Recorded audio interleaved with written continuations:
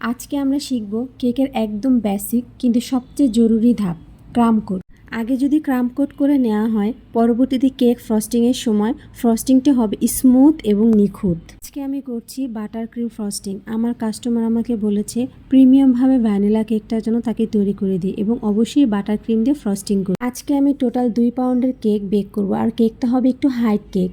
তো আমি যেটা করেছি 6 ইঞ্চি মোল্ডে 2টা কেক বেক করে নিয়েছি এবং এক একটা কেককে 3টা লেয়ার করে মোট 6টা লেয়ার কেটে নিয়েছি। তো আমি প্রথমে ফার্স্ট লেয়ারে একটুখানি সুগার সিরাপ দিলাম, তারপরে বাটার ক্রিম এবং উপরে white chocolate ganache. Vanilla sponge কেকে লেয়ারে যদি হোয়াইট চকলেট গানাশ থাকে খেতে কিন্তু খুবই মজা লাগে। আমি সবসময় চেষ্টা করি একটা সহজ জিনিসকে একটু অন্যভাবে প্রেজেন্ট করে যেন সেই জিনিসটা আরেকটু মজা লাগে এবং আমার ক্লায়েন্ট যেন খেয়ে খুশি হয়। বেকিং সেক্টর কাজ করতে এসে আমার যেটা মনে হয়েছে, দুটা জিনিস খুবই ইম্পর্ট্যান্ট। এক হচ্ছে ধৈর্য এবং ধৈর্য, আর দ্বিতীয় হচ্ছে নিজের কাজ দিয়ে কিভাবে অন্যকে খুশি করা এবং স্যাটিসফাই করা। মাঝে মধ্যে এমন হয় কাজের প্রেশারে ঘন্টার পর ঘন্টা দাঁড়িয়ে থাকতে হয়, নিজের খাওয়া দাওয়া কোনো কিছুরই খেয়াল থাকে না। তারপরও আমাদের চেষ্টা থাকে একদম পারফেক্টভাবে আমাদের কাস্টমারকে তাদের ডিজায়ার প্রোডাক্টটা যেন পৌঁছে দিতে পারি। তাড়াহুড়ো করে কাজ করতে গিয়ে আমাদেরও মাঝে মধ্যে অনেক কিছু ভুল হয়ে যায়।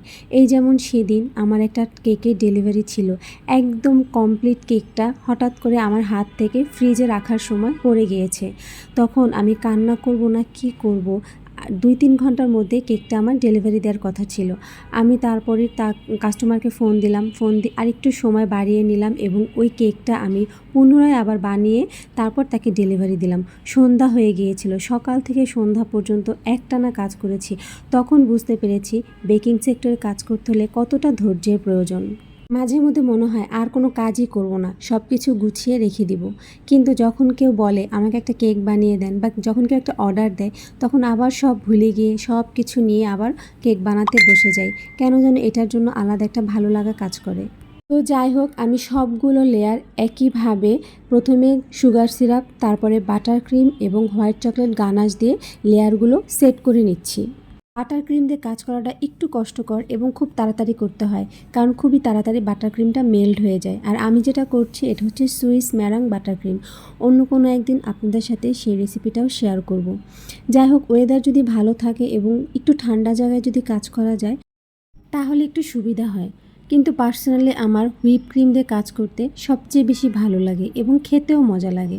যাই হোক, এক একজনের রুচি, পছন্দ, ভালো লাগা, টেস্ট এক এক রকমের হবে, এটাই স্বাভাবিক। গল্প করতে করতে আমার কেকের ক্রাম্ব কোট কিন্তু প্রায় শেষের দিকে। একটা জিনিস খেয়াল রাখতে হবে, আমরা যখন ক্রাম্ব কোট করব, ক্রিমটা চেষ্টা করব কেকের বডিতে একটু চেপে চেপে লাগাতে, তাহলে কেকের ক্রাম্বগুলো খুব সুন্দরভাবে সেট হয়ে থাকবে। এখন এই কেকটাকে 1 ঘন্টার জন্য ফ্রিজে রাখবো, চাইলে আরও বেশি রাখা যায়, কোনো সমস্যা হবে না।